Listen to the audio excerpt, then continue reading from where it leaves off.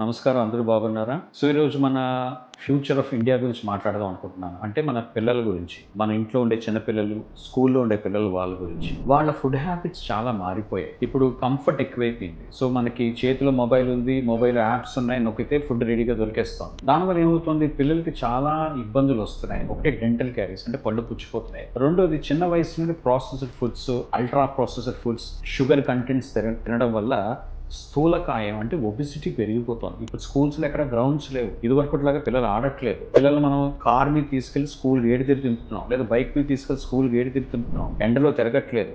ఈ ఫ్యాక్టర్స్ అన్ని కలిపి 7 ఏళ్ళు 10 ఏళ్ళు వయసు వచ్చేసరికి వాళ్ళకి బాగా లావ్ అయిపోతున్నారు. దీనివల్ల చాలా తొందరగా 15-20 సంవత్సరాల కల్లా షుగర్ వచ్చేస్తుంది, కొలెస్ట్రాల్ పెరిగిపోతుంది, లేనిపోని ఇబ్బందులు పడతారు. సో మనందరం తల్లిదండ్రులు కానివ్వండి, తాతయ్యలు కానీ, నాన్నమ్మలు కానీ, అమ్మమ్మలు కానీ అర్థం చేసుకోవాల్సిన విషయం, పెనం నుంచి ప్లేట్ అంటే అప్పటికప్పుడు వండిన ఫుడ్ పిల్లలకి పెట్టండి. వీటితో పాటు ముఖ్యమైన విషయం, స్క్రీన్ టైం, మొబైల్స్ తగ్గించేసేయండి, ఆపేసేయండి, టీవీ చూడడం తగ్గించేసేయండి. పిల్లలకి ఆట, చదువుతో పాటు ఆట చాలా ముఖ్యం. ఇవన్నీ అందరూ అర్థం చేసుకోవడం వల్ల మన ఫ్యూచర్ జనరేషన్ మనం కాపాడుకోగలుగుతాం. ఇండియాని, భారతదేశంలో చాలా మందికి ఆరోగ్యాన్ని పెంచే అవకాశాలు మనం కలిగించగలుగుతాం.